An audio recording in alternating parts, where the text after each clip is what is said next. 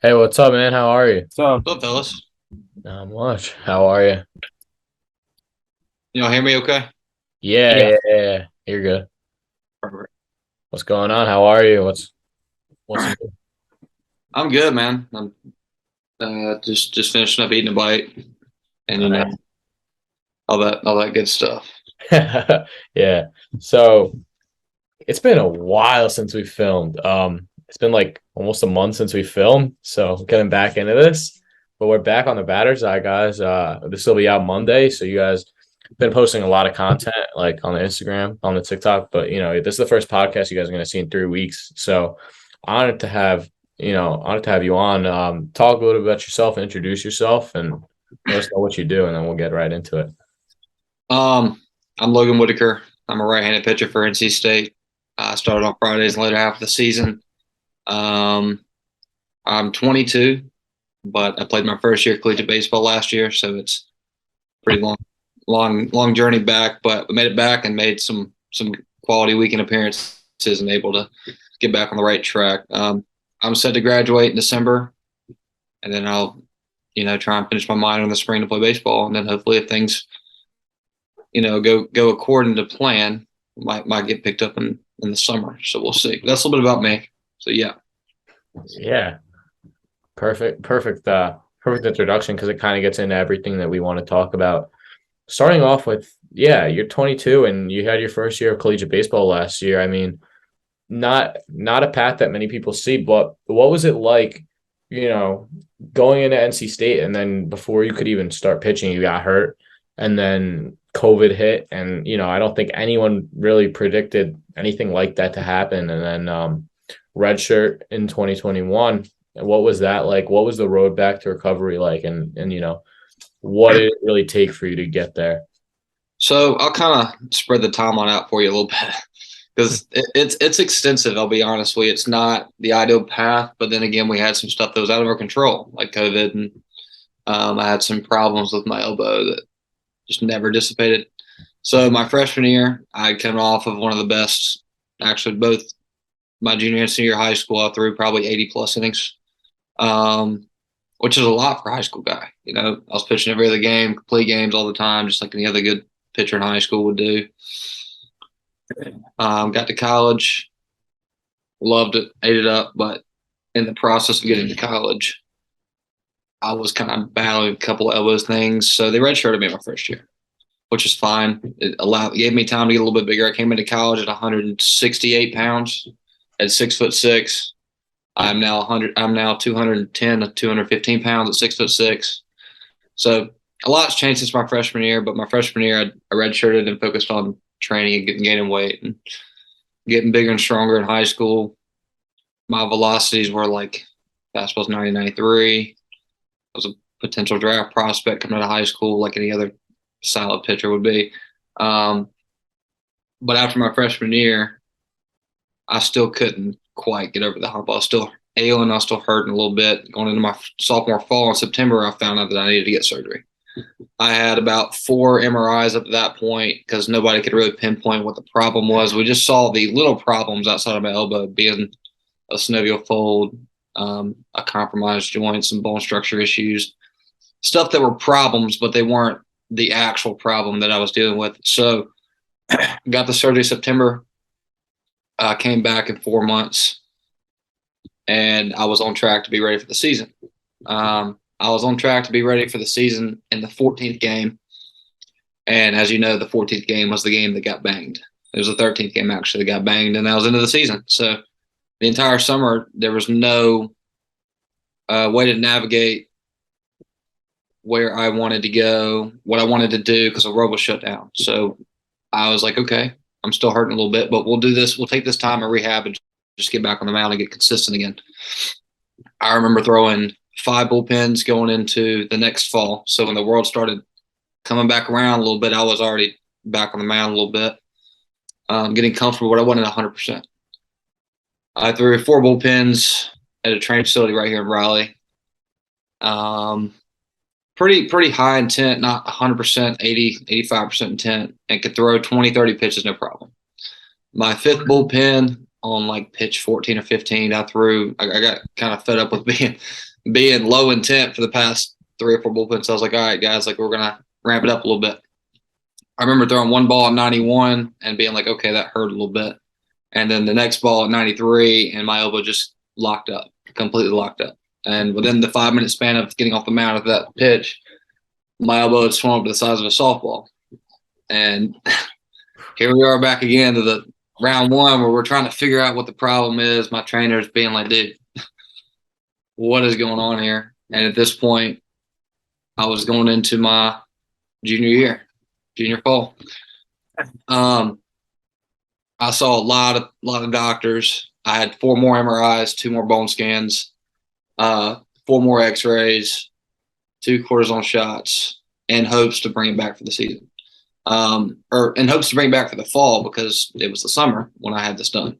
Fall rolled around, same timeline. It just wasn't working, and I was on the verge of just being like, you know what, this is just not in the cards for me. You know, baseball is just not in the cards for me. But my father didn't let me. He didn't let me step away from it. He was like, you got to see this through. We need to figure out what this is. And before I gave one more doctor one chance. He was a specialist in Raleigh. If you guys know anything about elbows and TJ and stuff, Dr. Andrews is the man, right? Dr. Andrews is the guy that is known for many, many years, like elbow reconstruction, UCL replacement. That's him. He's the guy. The guy that I had was Dr. Krimsky in Raleigh. And he trained under Dr. Andrews for about 10 years, trained beside him, with him, the whole deal. But during this period of time, a flight to Birmingham, you had to quarantine for 2 weeks, right? So there was like no way I was going to do that. So I went to this doctor here, last hope, last chance. My dad was like, let's just go see him, and if it don't work out, don't work out. I sat down in this man's chair, and he looked at my elbow. I couldn't flex it all the way. I couldn't extend it all the way. I mean, you see my brace back there. It's a memento for me. I was having trouble, just full range of motion, hurt all the time. He took one X-ray in office, sat me down. He goes, I know what you got. I was like, no way. Like, no way that I just spent 2.5 years, like, or a year and a half just diving into this. And this doctor just looks at me, gets an X-ray, and goes, yeah, I know what you got. And he goes, you have a stretched UCL. He goes, what that means is you are able to throw low intent, not much effort, no problem. Like if I played first base in high school, it's like if you were to play first base, you would not need the surgery at all. But he recommended 3 things. He goes, you are now a junior in college. You're in your junior year. What kind of plan for baseball do you have? And I'm like, dude, I want to play as long as I can. Like that wasn't even the question. Like that, no hesitation. This is what I want to do for the rest of my life if I can do it. So he was like, okay. I apologize. He was like, okay. Here's 3 options for you.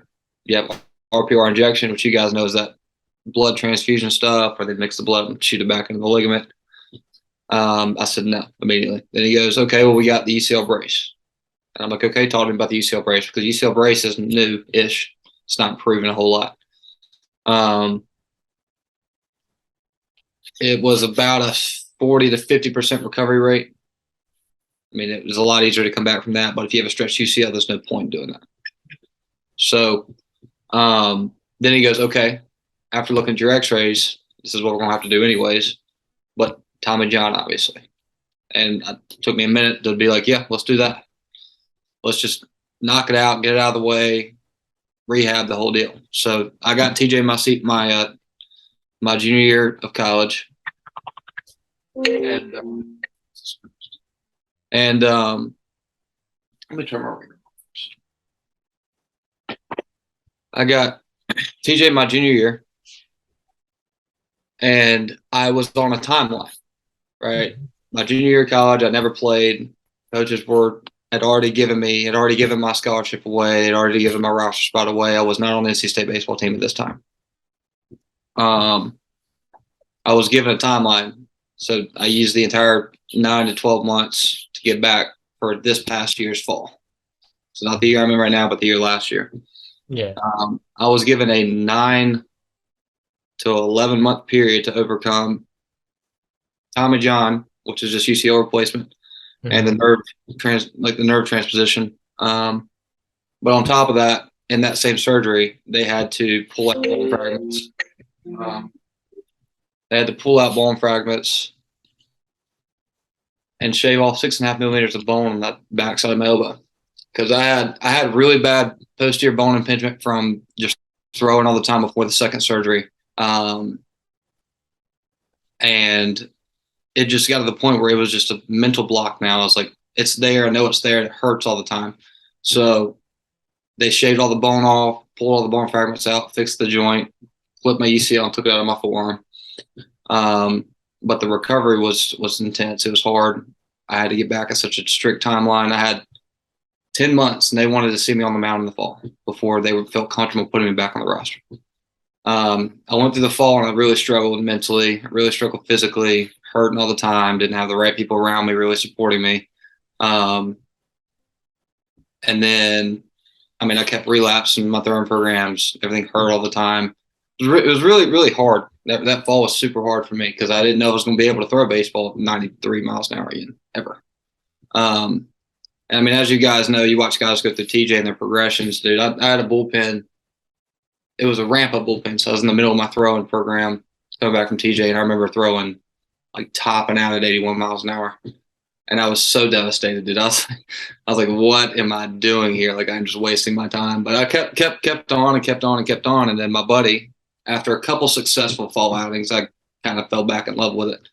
And my buddy that I put with last year, his name's Logan Adams, who got drafted by the Milwaukee Brewers, by the way, this past year in the draft. So good for him. One of my really good friends, he goes, hey, what are you doing this winter?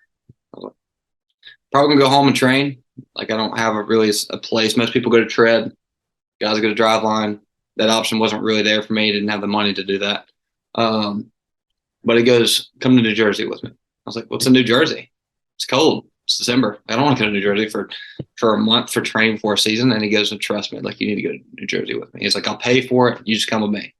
So I got blessed with him. And whenever I went to New Jersey, the guys I was around was super intense. They loved everything that was, happening around me. And the entire time I was in New Jersey, it was just a phenomenal experience for me. And what I had accomplished there was I was able to gain 20 pounds in a month, got my mental side back, got to a point physically where I felt I was capable of overcoming everything. And my velo shot back up to 92. I went from 185 pounds to 205 pounds in the season, and I came back a completely different person. And the gym I went to was ATS. CJ Appenzeller is the guy that trained me. If you guys ever looking for a place to train in New Jersey, that's the guy you go see. He's legit. And that's who I'll be going to see again this winter in a couple of weeks. So come back and have the season that I had.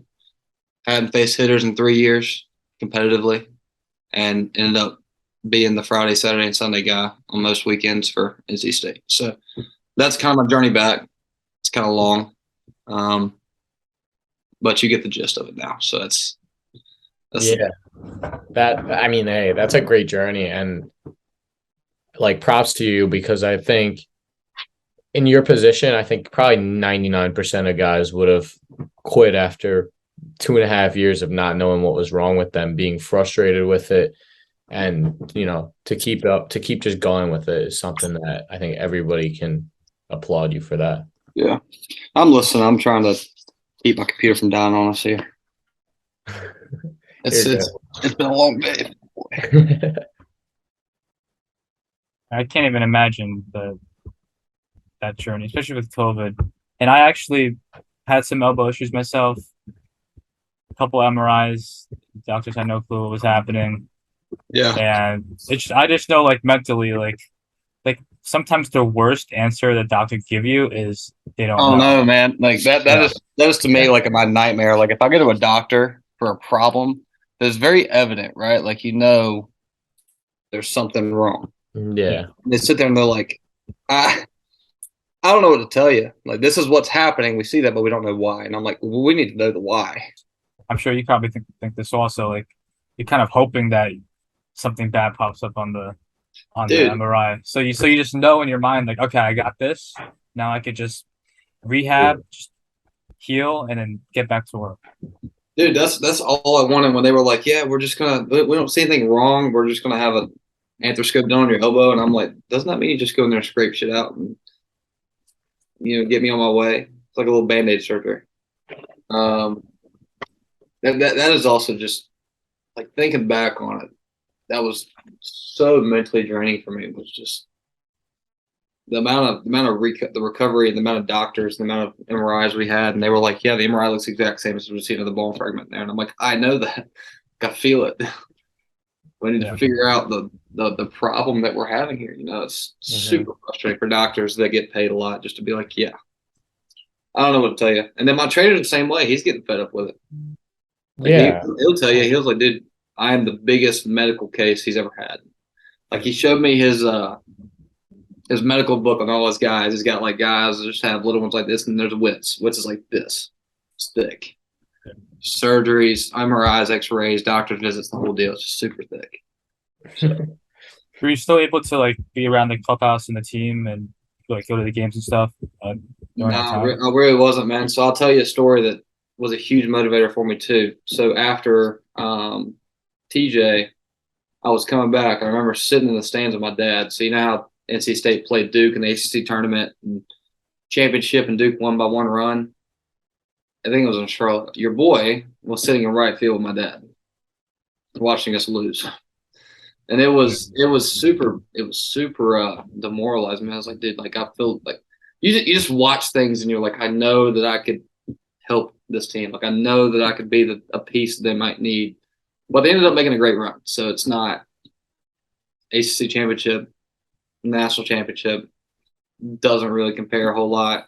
It'd be nice to have either one, but if you had to prefer one, it'd be a national championship. So, but to answer your question, no, I did not get to go to the games or hang out with the team in the clubhouse. I mean, the way I look at it is and so is my head coach. My head coach, Elliot, Coach Avent, is very huge on if you're not, a part of it, if you're not pushing in the right direction or you're not being productive of some sorts. Like I was productive. My freshman year, I redshirted and was traveling with the team. Good teammate, the whole deal. But I got to a point where like it was just I needed to focus on myself, and being there just made me, not depressed, but just be like, dude, this sucks. Sitting there watching people do what you love doing for so long, and then it's just taken from you. It's a hard thing to do. And my dad had to kind of push for me because my birthday is May 25th. So my birthday falls right on the day they played Duke, or the day before. So when I started against Miami in the ACC tournament last year on my birthday, which is a really cool experience. Because I remember when I got the mound, I remember looking back, I'm like, dude, I sat right there. Like I pointed out the seat to people, I was like, I sat right there during the ACC tournament. It was just like such a great accomplishment for me to get back. Yeah, I mean, you guys won that game too. Like this year, I was not happy at all after that game, though. So it was bad, dude. Like there's a couple of things that there's very few things in baseball that make me upset, and then that span of a week and a half, I was just infuriated because I love being the guy that they want to give the ball to. I'll do it any day of the week, but it's just like, dude, when you've got nothing left physically to give and you're still out there dogging it, it just sucks because you're throwing everything you got at them, and you just get beat. Like I remember my first inning against Miami in the tournament, I think I had a ground ball pop out or something in 2Ks that inning. I walked off the mound fired up, and then I remember going into the second inning just gassed. Like I was like, oh. Got to the fourth and got beat around. I made it to the fourth inning, gave up a home run, and then they pulled me and told me to get ready for Sunday, which is the championship game against UNC. And I started that game too and just got lit up because I was out of gas. Yeah. So, because I mean, if you backtrack a little bit, the timeline for that tournament was Wake Forest on Thursday, so they bumped all the weekend games up one day, so pitchers had time to recover. I pitched against Brett Lauder. You guys know Brett Lauder, ACC Pitcher of the Year, really good, solid sophomore. He's a sophomore too. Pitched against him, 114 pitches, 8 1/3. We lost the game 3-1. We lost that game 3-1. It was a really good game. It's just career high in pitches, career high in innings. I think I had like 6 or 7 strikeouts. I can't remember exactly. And rolled in, and then I got asked going in the tournament. He's like, "Are you gonna be ready for Tuesday?" And I was like, "Tuesday." I just threw 114 against Wake, and I usually take a week to recover. Usually, like your Friday guys or your weekend starters, they'll take a little more time to recover than your relievers do. And I go, I mean, I'll see how I'm feeling on Tuesday. I'm not gonna give you a definite yes because I don't want to go out there and say yes and just not do well in the tournament. Yeah. So we talked like legit 30 minutes before the game started, and he goes, "Yeah, we're going to throw on Wednesday." So we had to beat Wake again, which is they didn't throw Rhett Louder, they didn't throw me. So it was a game where we saw which we basically wanted to see what kind of depth we had, and we did. We ended up coming out of that game, we won, and by the way, we did get swept that weekend before the tournament. So it was just we were all kind of pissed off around the tournament, and then I got the ball against Miami. And then we played Pitt, and then I think it was UNC after that. Yeah, that sounds about right. It was a pretty tight schedule to recover from. Yeah, I mean, I don't think a lot of people can pitch with 114 pitches and that. Like high school guys, like even high school guys, where your arm is used to it, where your arm is used to being overused, but still, that's ridiculous. I mean, that's the stuff that people don't see. Most kids, because I give lessons in Raleigh, and some of the kids was like, "Dude, what happened against UNC?" And I'm like, "Did you go to any other game this season? Any other game? Like the game I threw a career high in pitches and innings 4 days before that start." Yeah, the game you struck out 7 in Boston College or Duke. Duke game. Yeah, the Duke game was my favorite. One of my favorites. And everybody remembers 2 games for me. It was the VT game and the UNC game. The VT game was terrible. Dude, it was terrible. And believe it or not, that was my first ever Friday appearance, ever. And I got lit up, man. Like, I had never given up so many hits and home runs in my life. I didn't walk away with one guy. Like, I'll say that. That's a positive I took out of it. And that game was the most pitches I had thrown in a game since I was 18. So there's a lot of positive to take from it, but there's also a lot of, okay, we just need to forget that. You know what I mean? Just and you bounce back. Yeah. Yeah.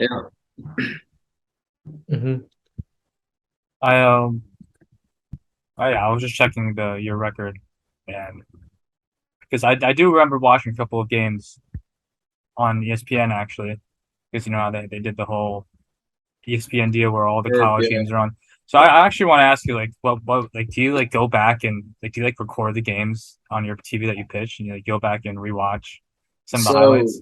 We have this thing called Synergy. I don't know if you guys are familiar with that system. Synergy puts every game you've ever played in, every outing you've ever had, every pitch you've ever made, and records it on a database. And it's accessible to anybody. You just got to pay for it, obviously. So for pitchers and for position guys and just teams all around America, that collegiate teams, they have access to that. Their universities, I'm pretty sure, pay for it for them. So I can go back and look at any game ever through. And even this fall, like we use a database called BATS where we can go on our cameras because we have TrackMan all around the stadium. And I can go look at all the outings I had this fall. So I went back and watched a bunch of games, actually. One of the games I watched that I had a lot of success in that I didn't – it was actually it's funny. It was a Saturday game, I think. No, it was a Friday game. We were playing at Louisville. I don't know if you watched the Friday game at Louisville. Mm-hmm. That was one of my like hands down when people ask me, what was your best outing? Louisville. Louisville was my best outing. And we were at Louisville, and I got the loss for that game, I think. Yeah. I went 7 2/3 or 8 1/3, 8 1/3. Left 2 runners on with 2 outs, and we ended up losing that ball. We were up by 2 at that point. So when I look at my record, I don't think my record or ERA really reflects the season I had. My ERA shot up after the tournament because I lit up in the tournament, and it shot up after VT. But those 2 outings, those 3 outings, don't really, to me, doesn't really define, what was accomplished during the season with 15 appearances. My first start ever was against Elon, and it was 5 complete, 1 or 2 hits shutout. Boston College, 6 or 7 complete shutout. There was a couple, and I also wouldn't get the win or loss for a couple of these games because I wouldn't go deep enough, right? So Boston College was one of those deals where I didn't get the win or loss because we didn't score until later. Nobody scored until later. So usually with the starter, you get the inning 5, you make it through inning 5, or you get inning 5 or something like that. I'm not too brushed up on it, but if you're up, then you get the win or loss. If you're down, you'll get the win or loss. But if you're tied, it goes to the guy that goes in after you. I'm pretty sure that's how that goes. Yeah. Like I said, I've been out of it so long. I just go play. I don't look at stats a whole lot. I don't look at ERA. I just go play the game. That's all I try and do. That's a smart way to do it. So, yeah, I mean, I definitely see that. It doesn't get in your head. I mean, you can't let it though, right? Like if I remember when my ERA started going up just a little bit, there's a point one of my teammates was like, "Yo, have you seen your ERA?" And I was like, "Nope, I don't want to look at it. I don't." He goes, "Why not?" And I was like, "Because it's good right now. I know it's good. I'm throwing well right now." But the moment you look at it, it's in the back of your mind. You're like, "Oh, dude, I gotta throw another shutout. I gotta get out of this thing. I gotta, it's just you're putting up obstacles in your way that you don't need really." Yeah. I remember I looked at it and it was like a 1-something. I'd made 2 appearances in the ACC and it was like a 1-3 or 2 flat, something really low. And I had already recorded like 40 innings, so it was really good. And then it started going. I remember I went to the VT game, and that's when I looked at my ERA. My ERA before I went to VT was a 1.10. Really good in the ACC. 1.10 was really good. I think I led a couple of things with that for a couple of weeks. And then VT I remember the fans saying, "Well, there goes his ERA after the 3rd inning." So it was brutal, man. Brutal environment over there in Blacksburg. Yeah, I mean, some of these colleges have serious fan bases coming out, and well, the thing is, dude, it wasn't just the fans. There wasn't any fans there, and it was 32 degrees, snowing. The night that I pitched, it was like 34 degrees and sleeting the entire game. And the fans that were there were college kids that were just, I mean, there probably wasn't even 100 kids, 100 people that game. But it was just everybody back there, and you just could hear everybody because there's nobody there. So you hear everybody talking about your mom, you hear everybody talking about your family, and then they pull up where you get like your girlfriend and whatever they can get their hands on social media. Like for instance, one of my buddies here, he played at Clemson last year, transferred here, and he was playing at South Carolina. And if you know Clemson, South Carolina is huge rivals. yeah. So a couple of the kids asked my buddy's mom who their son was, just out of curiosity. She told him and she pointed him out. And she goes, "Oh, well, what's your name?" And he took her name, and he goes, "Hey, 34. That's your mom?" Like just random stuff like that. They'll say anything. Yeah. They will say anything, and that's what makes it fun, dude. Like if the fans weren't chirpy, if they weren't trying to get under your skin, it just would not be as. It wouldn't be the same. Yeah, it would not be that much fun. Yeah. As a big Yankee fan who goes to 10 to 20 games a year, that's every day. Oh, that's all y'all do, man. Yeah, that's all y'all do. See, I went to while I was in Philly over the summer. I went to a bunch of Philadelphia games, and I think Philly's referred to as the best fan base in the world, the best city with the best fan base. Is because the fans are terrible. It's because they're just. I'm sure they're all happy right now. Huh? I'm sure they're all happy right now. Oh, they are all thrilled. Yeah. All thrilled now. Good for them too. Yeah. I'm a big Bryce Harper fan. Everyone hates me for it. I like Bryce, man. Bryce plays with emotion. Bryce plays with a lot of passion and a lot of energy. There's things you can't buy. Yeah. And he does that with making more money than anybody in the show, pretty much. Like that's impressive to me. Yeah.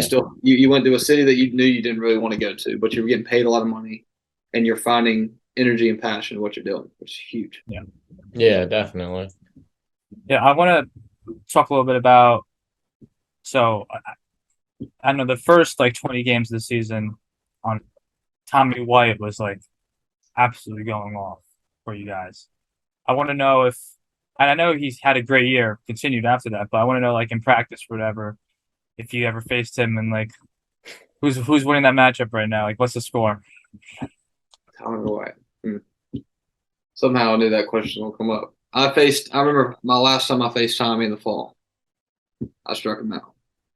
I think he may hold me differently, but if I remember correctly, I got him on a fastball up and in. And that was all she wrote. And Tommy did Tommy's thing over the season. So I think for right now, it may be one of. I don't think Tommy ever got a hit off me either. I, of course, only faced him like once or twice, so he didn't see me a whole lot. But I remember the last time I faced him, I think I struck him out. So I guess one up for me. But Tommy did Tommy's thing and collected about 26, 28 home runs and became your freshman player of the year in the ACC. Yeah. So, you know, Tommy Yeah, did Tommy's. he might have gotten the last laugh. In that situation, he definitely did. I sat in the dugout pissed off in Miami, and he was just going off. I remember dapping him up, and he looked at me and goes, "Dude, I got you." And then, little did I know he was going to hit 2 more or 3 more bombs after that in the same game. I was like, "Oh, sick." He's really just making me feel like crap now. He's just rubbing it in now. 3rd home run, I was like, "Oh, this is awesome." Yeah. I don't even care at this point. This dude just put it on the thing. Yeah. And now he's at LSU. Oh. Good for him though. I mean, No, Tommy's I don't know. I don't have an opinion. I don't have any negative things to say about Tommy. There's a couple things that happened throughout the season that I was just like, you kind of turn your cheek a little bit. But he did what he thinks was right for him. At the end of the day, that's what matters to us. Is you got to take care of yourself first, and then when you take care of yourself, take care of your team.